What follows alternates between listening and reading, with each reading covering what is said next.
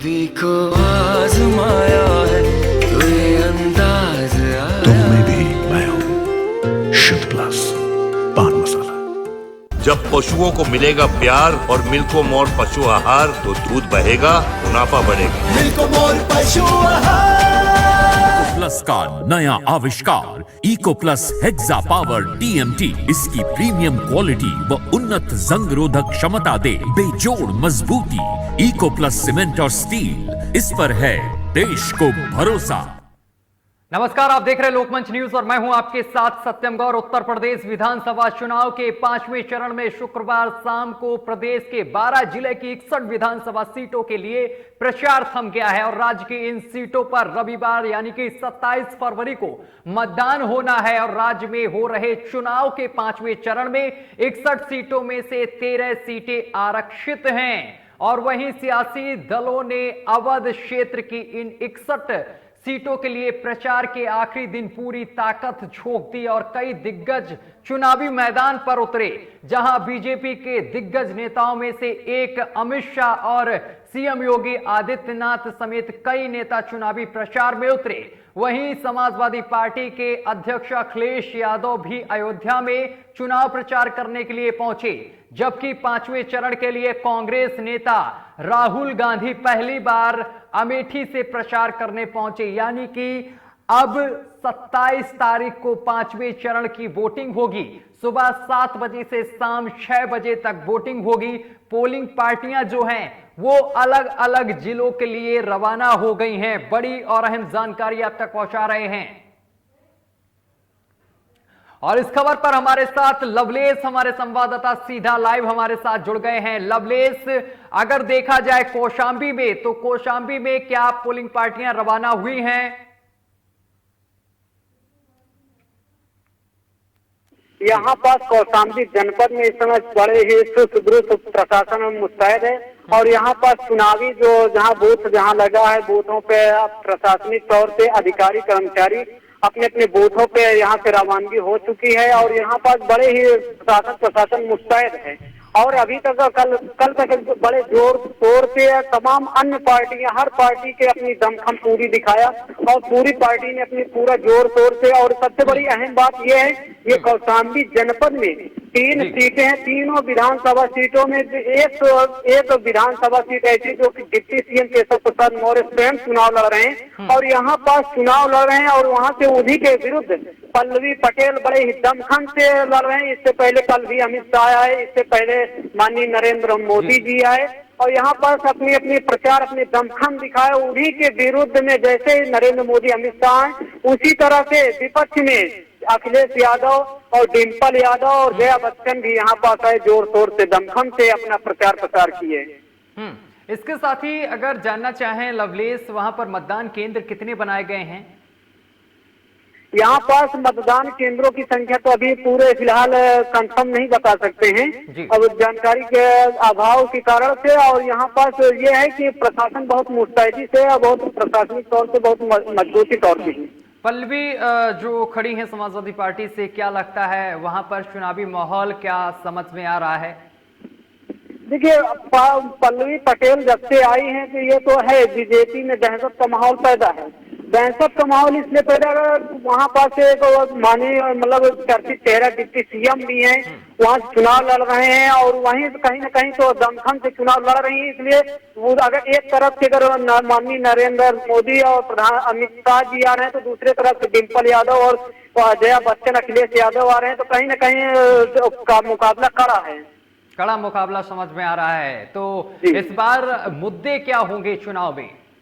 मुद्दे तो सिर्फ यहाँ पास जो मुद्दे पर यहाँ ले रहे हैं तो एक तरफ से बेरोजगारी, महंगाई, शिक्षा, स्वास्थ्य, इस मुद्दे पर पल्लवी पटेल चुनाव लड़ रही हैं। तो एक तरफ हुंकार भर रहे हैं माननीय केशव प्रसाद मौर्य जी अपने क्षेत्र में सड़कों का जाल बिछा करके वहाँ पास चुनावी माहौल यही मुद्दे पर चुनाव लड़ने के लिए होड़ लगी है।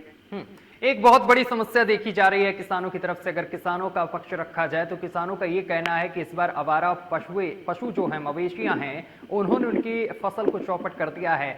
तो क्या लगता है इस बार किसानों का भी भारी नुकसान हुआ है इन 5 वर्षों में, पिछले 5 वर्षों में? क्या लगता है इस बार किसानों का जो साथ है वो किसके साथ रहेगा?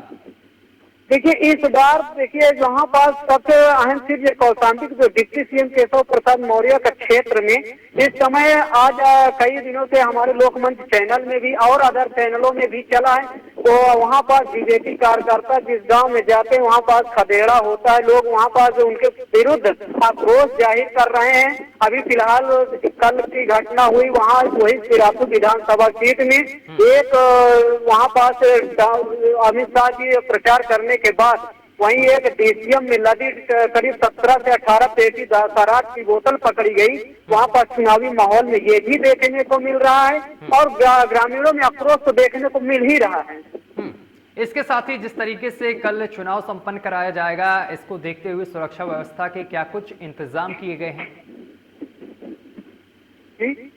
सुरक्षा व्यवस्था की क्या कुछ इंतजाम किए गए हैं? क्योंकि कल सुरक्षा व्यवस्था में तो प्रशासन लापरवाही तनिक भी नहीं बरत रही। प्रशासन बहुत अच्छी व्यवस्था कर रही। प्रशासन में तो बहुत अपने आप को मतलब कंठस्थ किए हुए मजबूती से वो अपने मतलब प्रचार चुनाव संपन्न कराने के लिए दमखम से लगी हुई है। इसके साथ ही अगर समझा जाए कांग्रेस को, तो कांग्रेस ने भी अपने कई दावे किए हैं, वादे किए हैं जनता से।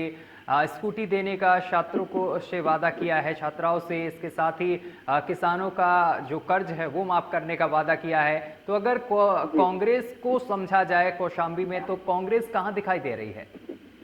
देखिए यहाँ पास दो पार्टियों को ज्यादातर टक्कर दिखाई दे रहा है। तीसरे नंबर पर एक बहुजन समाज पार्टी भी दिखाई दे रही। कांग्रेस का तो यहाँ पास बहुत दूर दूर तक नजर नहीं आ रहा है। फिलहाल आने वाले भविष्य में वो भी अगर मेहनत करती रहेगी तो यहाँ फिलहाल यहाँ तो दो ही का टक्कर रहता था। अब यहाँ पास ज्यादातर त्रिकोणीय श्रृंखला दिख रहा है कौशाम्बी जनपद में। इस बार ब्राह्मणों को लुभाने की बहुत कोशिश की गई है लवलेश। आपने भी देखा कई तरीके के सम्मेलन बीजेपी की तरफ से भी किए गए, समाजवादी पार्टी की तरफ से किए गए। अगर ब्राह्मण वोट की बात की जाए तो वो किधर जाता हुआ दिखाई दे रहा है?